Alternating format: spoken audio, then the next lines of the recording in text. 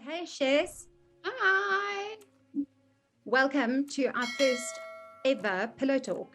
Very exciting. The whole thing about Pillow Talk is basically to take the conversations that we were having from behind the chair and putting them online.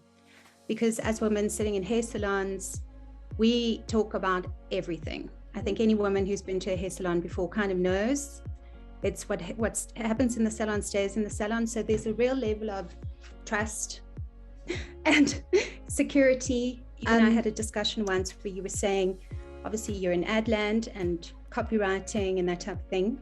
And that wasn't really your focus when you studied. Yeah, I did a fine art degree and I made a pretty decent living as an artist for a few years. And then what happened really suddenly was 3 out of the 4 spaces who represented me closed their doors. And I went from selling like 6 pieces a month to selling maybe 1 every 6 if I was lucky. So I decided that I wasn't so keen to be a starving artist, and I figured it would be better to be a not so starving one.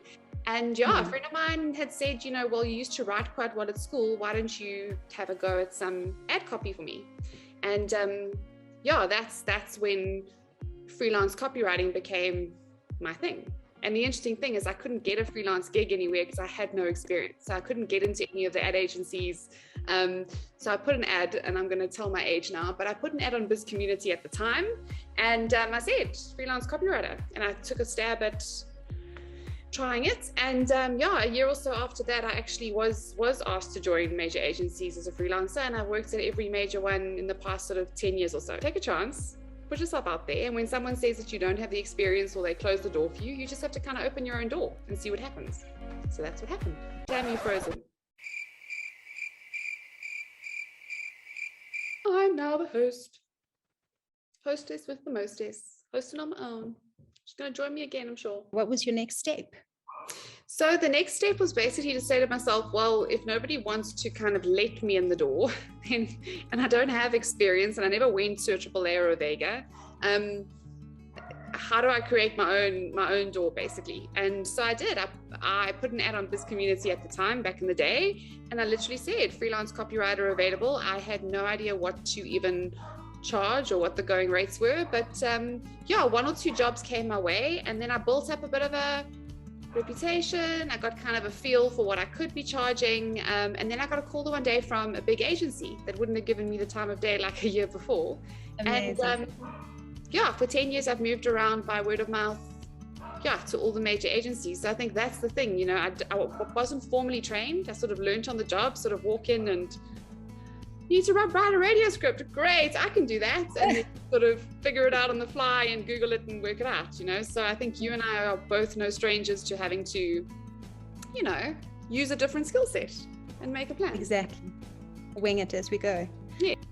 You have to have the chutzpah to put yourself in a situation like that where you are literally posting an ad and saying, hey, I'll do this, even though you have no formal training. But at the same time, that's something that, you had an affinity towards in your life. That was something that you owned already. And it was the same for me, obviously, with hairdressing, because I didn't get the opportunity to finish my studies. My folks had moved overseas and I was supporting myself financially. So I learned as well from the best. So by no means do I judge myself without the accreditation, because my aunt was such a fantastic stylist. And I stood and I watched. But I think if I also didn't have that flair, it would have been that much more difficult. So I'm always grateful. I always feel like there's a way will kind of be made for people, and then the struggle shows up to give you that opportunity to grow into that skill.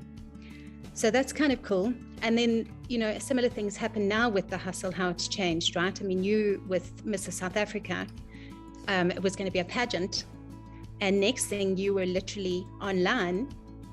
You were online. You did your entire year online due to lockdown.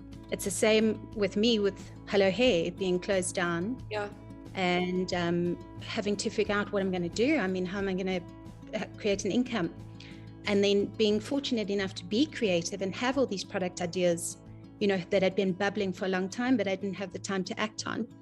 To finally have that gap, you don't necessarily have to know what you're doing to do it. You don't have to be the top of your game to try. It's okay to totally bump your head along the way, to ask a million questions. For me, teething in business has had huge financial implications, school fees, as they call it. But as you learn as you go. And I think if the desire is intent enough and your vision is strong enough, that is all that really matters, because the rest will figure itself out. The people, like you say, you'll align with people in your space. You'll be challenged with obstacles that'll give you the opportunity to use your gifts that you've been given. So as much as you sort of learn the hard lessons, you also learn that when you do try and when you do venture out of the comfortable spaces, you realize you've got more capacity. And you also get that kind of jolt that comes from succeeding at something you thought you'd fail at. And so that's also learned behavior, right? So you either learn to be safe or you learn to kind of take chances. And the more you do it, the braver you become. I think that's what's interesting about you. You realize we've got a lot more capacity than we thought we did, which if I look at my year in pageant land was so interesting, because I did it because I had this absolute fear of public speaking, having grown up with a stutter. And I was like, okay, we need to do this. And I'd had this idea of launching my NPO, but I'd never actually done it. And I thought Mrs. South Africa would give me that kind of jolt to say, you need to act on what you say now. And from being terrified to introduce myself on a stage at Menlyn, properly scared of saying my own name, which sounds crazy, to hopping on radio interviews at like 2 minutes notice. That's crazy. But you do the things that scare you and it opens up. It's a journey, because it starts with letting go of judgment, right? That's a big one. It's a biggie. Letting go of judgment. Own who you are unconditionally, not being accepted by society, your parents, your peers, and then, in today as well, just feeling like you're falling short. We've got all these perfect lives around us all the time. And I think, they kind of help us to step into growth, because you realize what's possible when you look around. And for me, I'm like, well, gosh, if that's achievable for me too. So it doesn't put me off. That the Hello Co philosophy appeals to me because of just that. It's not about adding things or putting more things on your plate or more pressure, because I think as women, particularly, working moms, entrepreneurs, side hustlers, we've got more than enough pressure. And I think the Hello Co offering is about just taking that off. I mean, the fact that you sleep on a pillow every night, just cover it with something that's going to do you some good. Supplements that are not one supplement for nails, one for hair, one for, it's all in one. It's done. It's like you say, please, can you just brush your hair this way and not that way, and then you won't break it. And please, won't you just put this little thing in your hair before you blow dry it every day, and then I promise you won't be spending a fortune on fixing damage. And it's, for me, it's little things that make a big difference. And you're very good at that, Tam. Very good. Thank you, Bella. But let's not even forget the fact that this NGO you started, it's not really a little thing, but it's making the biggest difference ever. I mean, little lenses, right? Sight.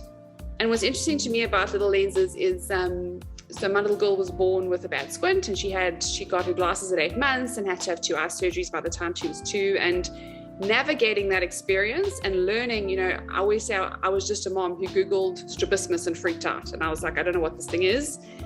And over the course of the past 5 years, I've become very well versed in childhood visual challenges, why it's important to intervene within the first 1,000 days, how these small interventions at the right time can just make a huge difference to how a child sees the world and experiences the world, on a cosmetic level, a psychological level. There's a bunch of stuff. That's a whole other talk. I actually had a friend of mine, a mentor of mine, who she just said, why haven't you started the Little Lenses Instagram page? And I said, well, I don't have an NPO number, and I don't have a website, and I don't really know what I'm doing, and I've never done this before. And she was like, just start the page. And what happened was, start before you're ready. And then one woman posted, she was first, and she posted she was looking for, she was doing some eye surgery for some child. And I was like, okay, hi, what's going on? I'm interested. And that was our first surgical case. That was the first Little Lenses surgical case. And we had to raise 42,000 Rand. We had no choice. And I used Instagram to do that. Still no website, still no knowledge of what I was doing. And Tam, like, that's turned into, from one surgery, it's turned into a lot of other opportunities and things. But I mean, follow, guys, go and follow Little Lenses. Every time I see a little case pop up and what you guys are doing, it's like one of those morning joy moments, you know, like there is really good in the world. Like Hello Co, so the philosophy with Little Lenses is lots of little makes a big difference, in terms of any donation will make a difference. So whether it's 150 Rand to fund a screening, or you're going to hand us more so we can fund a surgery, it makes a difference. It's amazing that 150 Rand can make such a huge difference.